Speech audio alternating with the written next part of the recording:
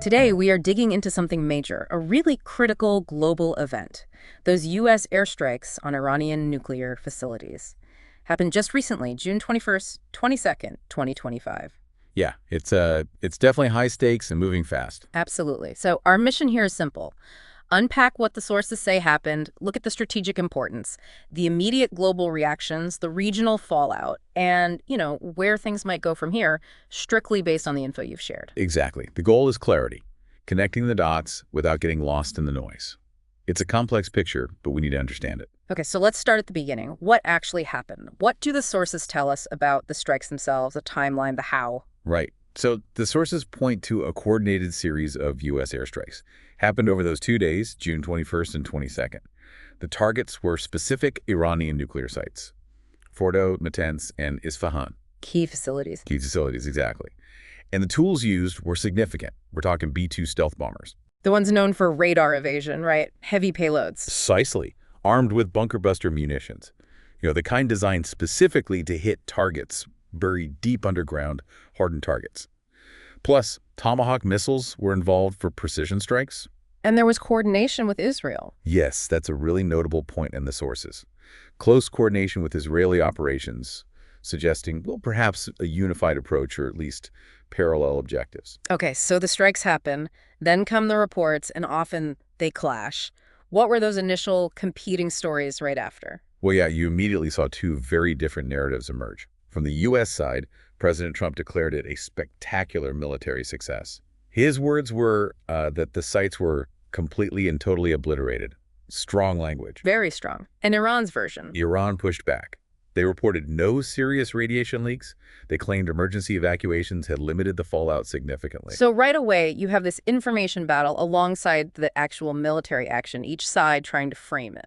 Absolutely. Understanding those initial conflicting claims is key. It sets the stage for interpreting everything that follows. It's partly about facts, partly about perception management. Okay, that gives us the foundation. Now let's talk strategy. Why these specific targets?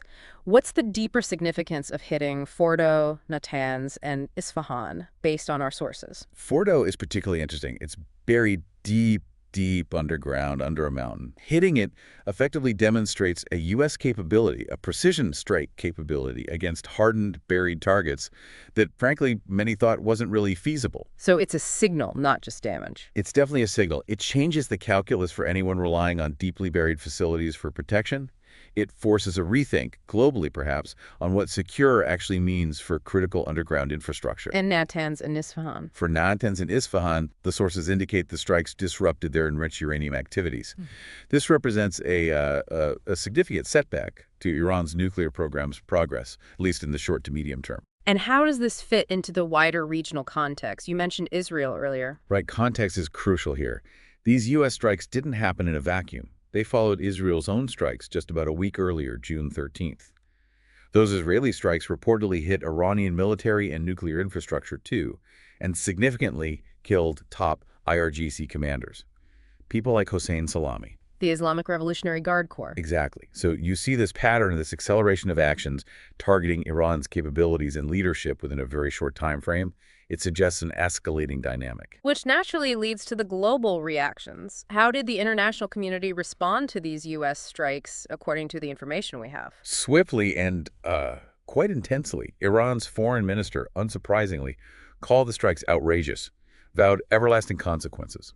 And they immediately looked towards the UN Security Council for recourse. That's a standard diplomatic move, but it highlights the focus on international law justification. The legality of it all. Precisely. And within the U.S., always interesting to see the domestic reaction.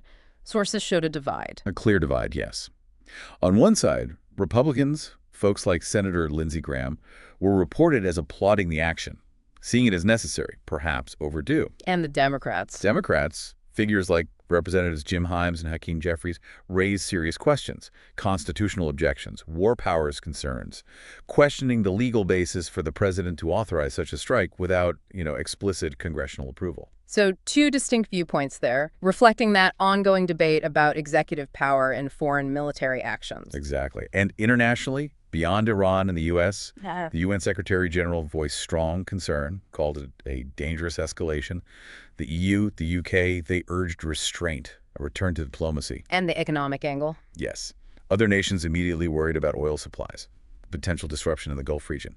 That economic anxiety was palpable right away. So a mix of condemnation, calls for calm, and economic fear. A very tense global moment. Definitely sounds like it.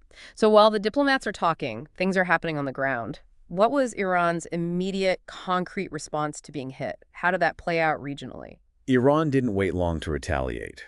The sources describe missile and drone strikes launched into Israel. Directly into Israel. Directly. Reports mention some damage and at least 20 people wounded. So a direct kinetic response showcasing their own capabilities and willingness to strike back. And the economic fallout you mentioned earlier. It hit fast. Oil prices reportedly jumped 10%. That's significant. And it immediately raised the stakes regarding the Strait of Hormuz. Any disruption there sends shockwaves through the global energy market. A critical shipping lane. Absolutely critical. And it wasn't just Iran and Israel. No. How did others in the region react? The sources say Gulf Arab states went on high alert, understandably nervous. And then you have Iran's allies and proxies, groups like Hezbollah in Lebanon, the Houthis in Yemen, other militia groups across the region. They all reportedly stated they were ready to escalate if needed. So a ripple effect, putting the entire region on edge. It really paints a picture of how quickly things could spiral. It does. It shows the immediate tangible consequences, both direct and indirect. So that brings us to the really difficult question, looking ahead. Where do things stand now? What are the potential paths forward from this very precarious moment? It's deeply uncertain. The U.S., according to the sources, has issued a clear warning to Iran. Further aggression will trigger more strikes, a direct threat. And Iran's options. What does Tehran do now? The sources outline a few possibilities. One path is suspending cooperation with the IAEA, the UN nuclear watchdog. That would be a major move, basically ending international oversight. Making it harder to know what they're doing. Much harder. Another path is further regional escalation, maybe using those proxy forces we mentioned, or more direct action, doubling down. Or is there a third way? Or perhaps they might choose to recalibrate, maybe focus on defense, try to counter the capabilities the U.S. just demonstrated. It's a strategic choice for them. And diplomacy. What about the talks, the attempts at dialogue between the U.S. and Iran? Severely damaged. Our sources suggest negotiations have either stalled completely or just collapsed outright because of these strikes. And the JCPOA, the Iran nuclear deal. Reviving that deal was already looking difficult now.